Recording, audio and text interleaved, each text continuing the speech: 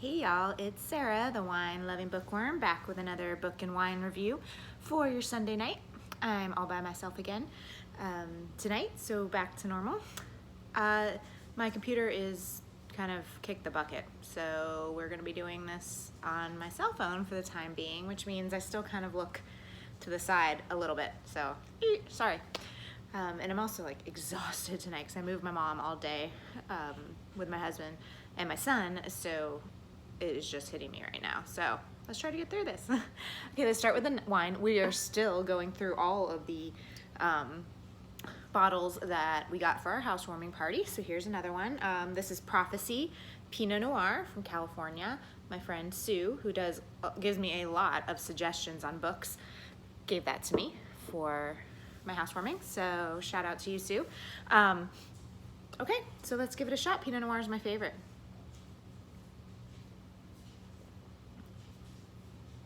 Oh yeah, that's really good. That's like a little bit on the more sweet side. Pinot Noirs tend to be a little sweet, but this is like, you can really taste the fruit. Oh yeah, that's really good. Thank you. So again, Prophecy Pinot Noir from California. Pick it up. Obviously that was a gift, so I don't know how expensive it was, but a good one if you are a Pinot Noir fan. All right, so let's move on to the book. This week I read The Body Keeps Score by Bessel van der Kolk.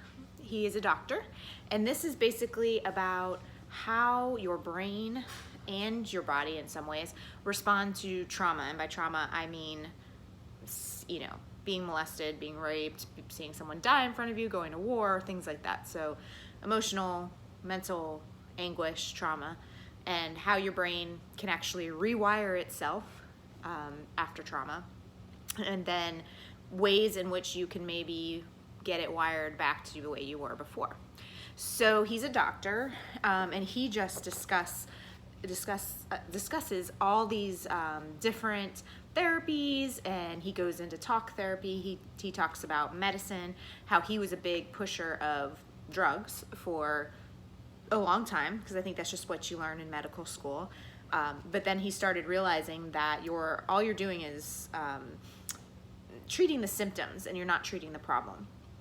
So he talks about the big things like cognitive behavioral therapy, which is, I think, what a lot of therapists do. But then he gets into a lot of other ways you can treat it. Some of the hardest patients for him to treat were war veterans and child abuse victims. I guess that's just something that is very awful and very ingrained in your brain, and it's hard to get over. He did some interesting things with MRIs where they would take a scan of the brain. While they were making them kind of relive the trauma, they took a couple that had been in a car wreck and had seen someone die in front of them. A really, really bad, traumatic pile up, like 80 cars. And they did the scan of the one guy, and his brain just lit up, and he was actually there. It was the way his brain lit up. It wasn't that he was remembering it. It was like he was there. And then they did the scan of his wife, and it was blank almost. A little bit of activity, and that was it. And she had grown up, I guess, with a really abusive mother, and so her way of dealing with trauma was to shut down. And so that was coming through with her brain. And he said that's usually that trauma victims that don't get the proper treatment, that usually comes later on, that they kind of shut down. So so that was interesting. And then so he talked about other therapies.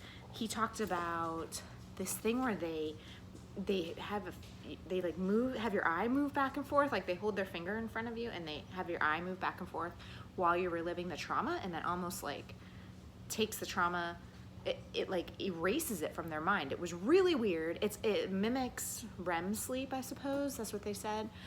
And after a couple of therapies, they would no longer feel bad, feel scared, feel anything about this trauma, which just blew my mind. I mean, how can you just do this with somebody? And I guess it works, but that just was crazy.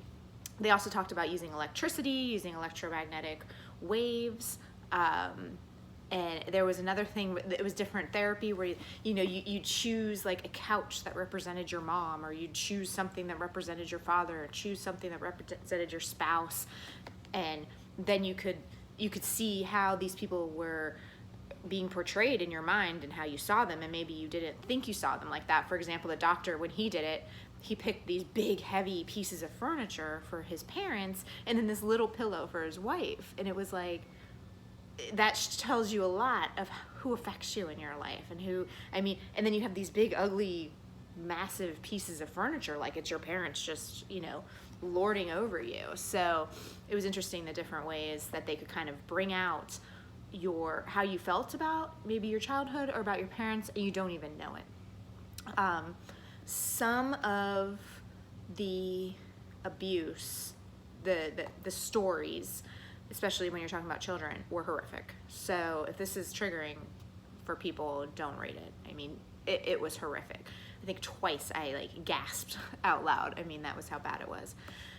One thing they saw is that treatments that worked for other people did not work for veterans for some reason. That just, and a lot of them, I think going to war is a extremely unique experience, and a lot of them they felt better back in the war theater than they do just in their regular lives. A lot of them drink heavily, do drugs.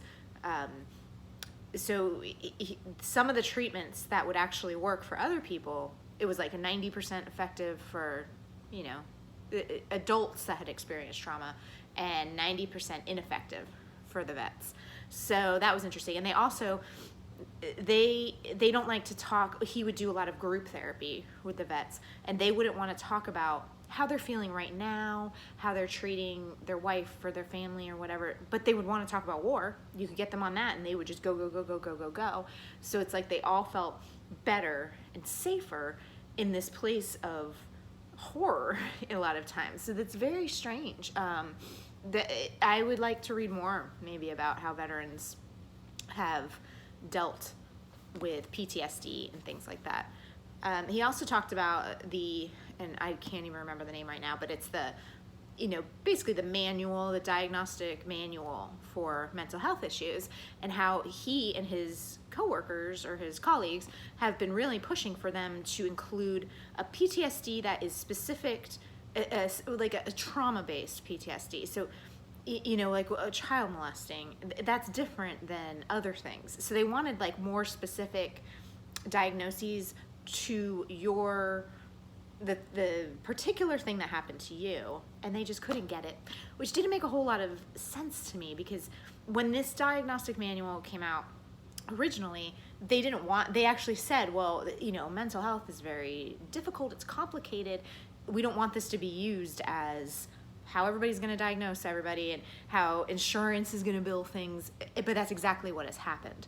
So when you're trying to talk about making things more specific to the person, I mean, I don't see where the problem is with that. But every time they tried to push that when they were doing another version, they get shut down. So he didn't really go into why. So, and I don't really know why. But so yeah, so that's kind of the book in a nutshell. It is, I mean, it's not a fiction. It's not literature. So it's nonfiction. It's stories. It's medical things. But he's not. He relates very well to lay people. So you don't have to be in the health profession. You don't have to be any kind of doctor to read this and understand it. I tore right through it. I found it fascinating. So yeah, if you're interested at all in this, I have a friend that's a therapist, and I texted it to her, and she's like, oh yeah, I already read this. So I think it's pretty well known in the mental health field. But The Body Keeps Score, that's what it's called. Bessel van der Kolk. I'll put it on my Instagram so you can see it a little bit better. And again, this was my book club book, so I would never have picked this up by myself. But I'm so glad I did. And we had a great discussion. It was all females last time, which it is generally a lot of females, but we had a great discussion about this book coming from a female perspective. So yeah, great book. Pick it up.